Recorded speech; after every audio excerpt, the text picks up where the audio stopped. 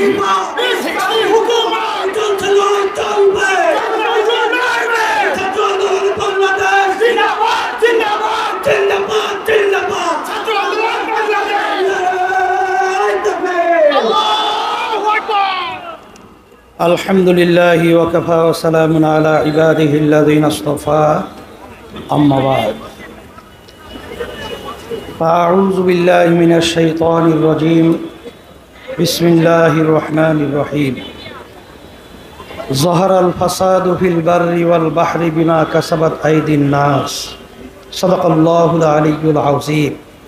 সবাই দুরূদ শরীফ পড়ি। আল্লাহুম্মা করছি মহান রব্বুল আলামিনের দরবারে ইসলামী ছাত্র আন্দোলন বাংলাদেশ প্রতিষ্ঠা বার্ষিকী সম্মেলনে উপস্থিত হতে পেরে সবাই বলি আলহামদুলিল্লাহ। আজকে প্রতিষ্ঠা বার্ষিকী সম্মেলনের লক্ষ্য উদ্দেশ্য সম্পর্কে আমরা ইতিমধ্যেই বিভিন্ন পর্যায়ের বক্তাদের বক্তৃতার মাধ্যমে বিষয়টা বুঝতে পেরেছি। আমি ব্যতিক্রম ধর্মী বিশেষ করে কয়েকটা কথা স্মরণ করায় দেওয়ার জন্য বলছি।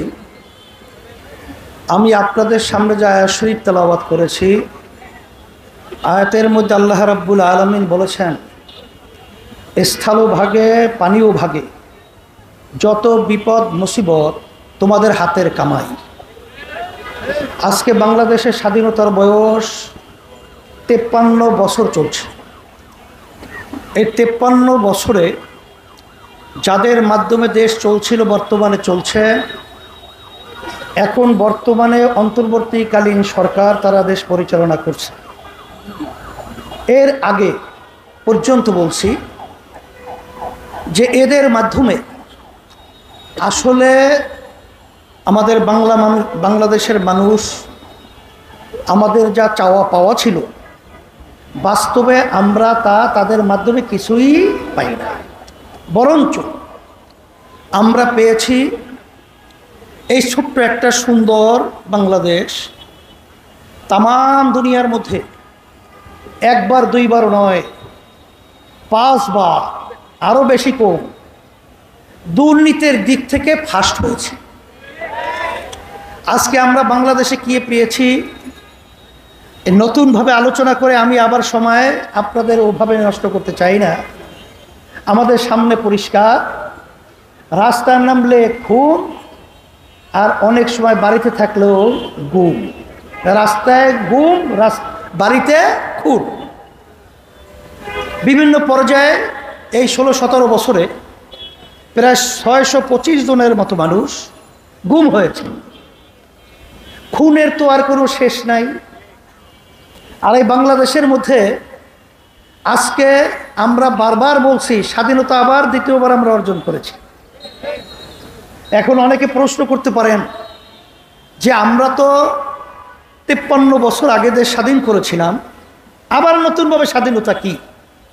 আসলে বাস্তবতা হলো এই যে আসলে আমরা স্বাধীন দেশে বসবাস করেছি ঠিক, কিন্তু আমরা বাংলাদেশের মানুষ স্বাধীন ছিলাম না।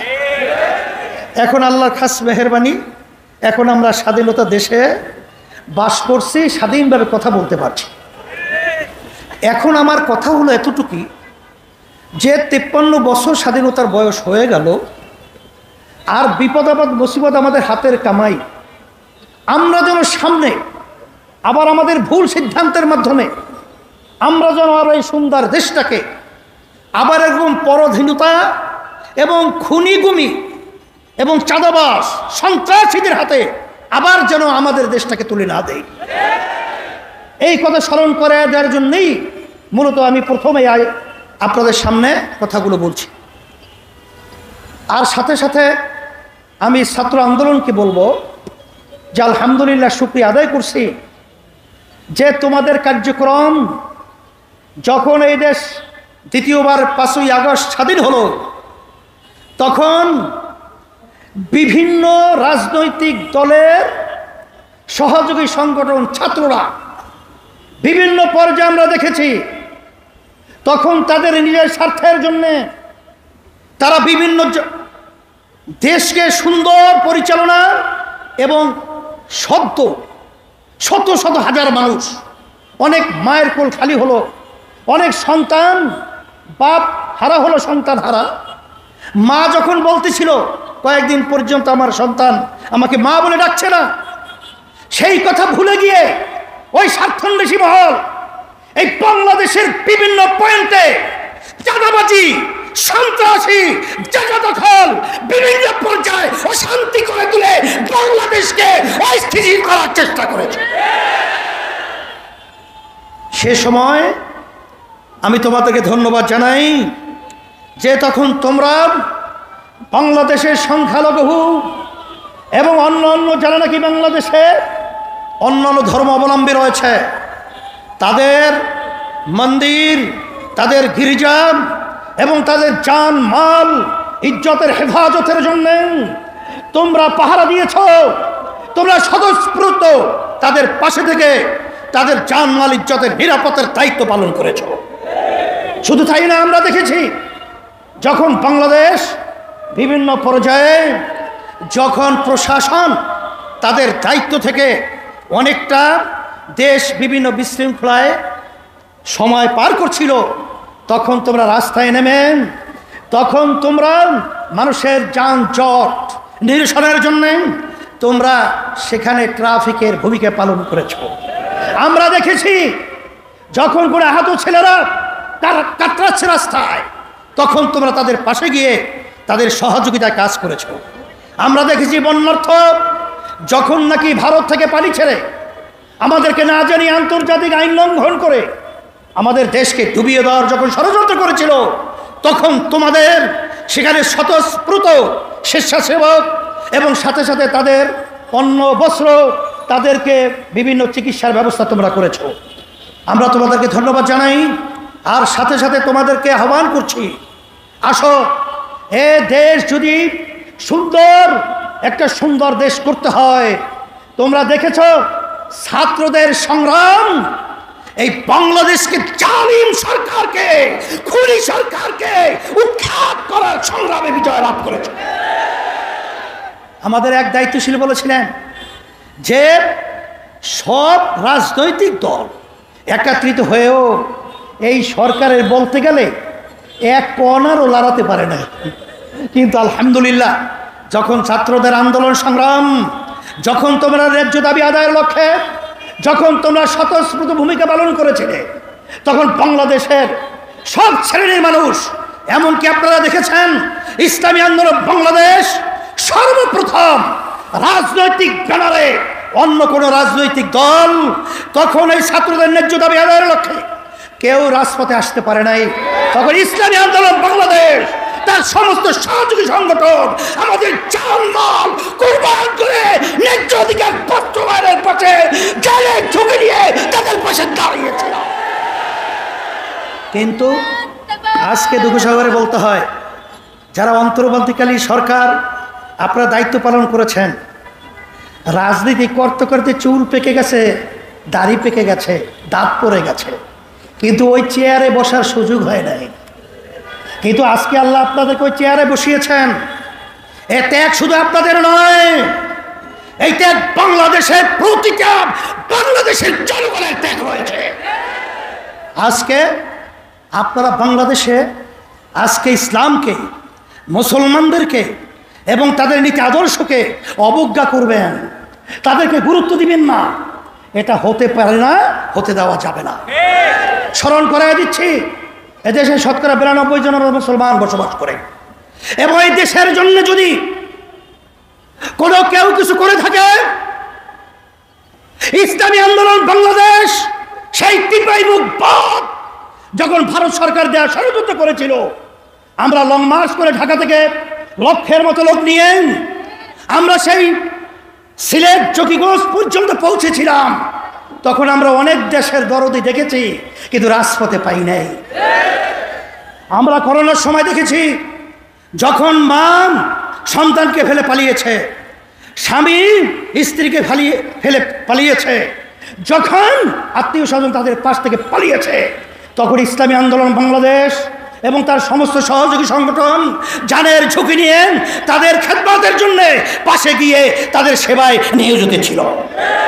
আমরা দেখেছি যখন বাংলাদেশের মধ্যে কোনো দুর্যোগ, কত অন্যায়, যত অবিচার যখন প্রতিষ্ঠিত হয়েছে, ইসলামী আন্দোলন বাংলাদেশ এবং তার সমস্ত সহযোগী সংগঠন সর্বপ্রথম এর বিরুদ্ধে রাজপথে আমরা আওয়াজ তুলতে ভুল করি নাই। আপনারা ইসলামকে মূল্যায়ন করবেন না, গুরুত্ব দিবেন না, এটা হতে পারে না। আর শান্তি যদি আমরা চাই, একমাত্র ইসলামই হলো শান্তির প্রতীক। তার বাস্তবতা কথা আমি লম্বা করব না। আমি চরমোনা ইউনিয়নে 2003 সালে যখন চেয়ারম্যান হয়েছিলাম এলাকার লোকের অনুরোধে, তখন প্রথম পর্যায়ে হিন্দুরা আমাদেরকে ভোট না দেওয়ার সিদ্ধান্ত নিয়েছিল। কেন? হুজুররা যদি ক্ষমতায় যায় তাহলে আমাদের মন্দির তো থাকবেই না, পূজা আশ্রা করতে দেবে না। কারণ একটা প্রবাদ বাক্য আছে না, চুন খেলে চুন খাওয়ার পরে মুখ পুড়ে যায়, দদি দেখলেও ভয় পায়। এইভাবে ইসলামকে তাম দুনিয়ার মধ্যে মিথ্যা অপবাদের মাধ্যমে আজকে চুন খাইয়া মুখ পুড়ে, এখন দদি দেখলেও ভয় পায়। ইসলাম হলো একটা দদি সম্মূল্য। এই ইসলাম খেলে শরীরে আরও ভালো হয়। দদি খাইলে কি খারাপ হয়? সেই দদি খাওয়ার পর আরও শরীর সতেজ হয়, ভালো হয়। আসলে ওই নির্বাচনে আমাকে তেমন হিন্দুরা ভোট দেয় নাই। আমি তো আলহামদুলিল্লাহ চেয়ারম্যান হয়ে গেছি 2003 সাল। চেয়ারম্যান হওয়ার পরে এখন আপনারা চরমোনাইয়ের খবর নিয়ে দেখেন, সমস্ত হিন্দুরা দল টল বুঝে টোঝে না, একেবারে নির্দ্বিধায় ঝাঁকে ঝাঁকে ইসলামী আন্দোলনের প্রার্থীর পক্ষে তারা আজকে ভোট দেওয়ার জন্য উম্মাদের মতো পাগল হয়ে কাজ করছে। আপনারা লক্ষ্য করেছেন, এই শাহবাগী যখন হিন্দুরা অবস্থান নিয়েছিল, সাংবাদিকদের সামনে হিন্দুরা বলেছিল যে আমাদের মন্দির, আমাদের জানমাল নিরাপত্তার দায়িত্বের জন্য ইসলামী আন্দোলন বাংলাদেশ এগিয়ে আসছিল। বরিশালে যখন প্রশাসন আমাদেরকে ডেকেছিলেন এবং অন্যান্য রাজনৈতিক দল সহ, তখন হিন্দুরা বলেছিল যে ইসলামী আন্দোলন বাংলাদেশ এবং তার সমস্ত সহযোগী সংগঠন আমাদের জানমাল, আমাদের মন্দির গির্জা পাহারা দেওয়ার বিভিন্ন ভূমিকা পালন করেছে। এই জন্য আমি সকলকে তার আহ্বান জানাবো, যদি দুনিয়াতে শান্তি চান, আখেরাতে মুক্তি চান, একমাত্র তার নীতি আদর্শ গ্যারান্টি শান্তি ইসলাম। আমি ছাত্রদেরকে বলবো, মাঠ উর্বর, তোমরা মাঠে ময়দানে আমার ছেলেদেরকে দাওয়াত করো, তাদেরকে এই শান্তির ছায়াতলে নিয়ে আসার বিভিন্ন প্রক্রিয়া হাতে নাও, কাজ করো। হরকতে বরকত আন্দোলনের নড়াচড়া আল্লাহ রাব্বুল আলামিন আমাদের সকলকে এই সম্মেলন এবং এই সম্মেলনের মাধ্যমে শান্তির ব্যবস্থা দুনিয়াতে, আখিরাতের মুক্তির ব্যবস্থা করে দে। আল্লাহুম্মা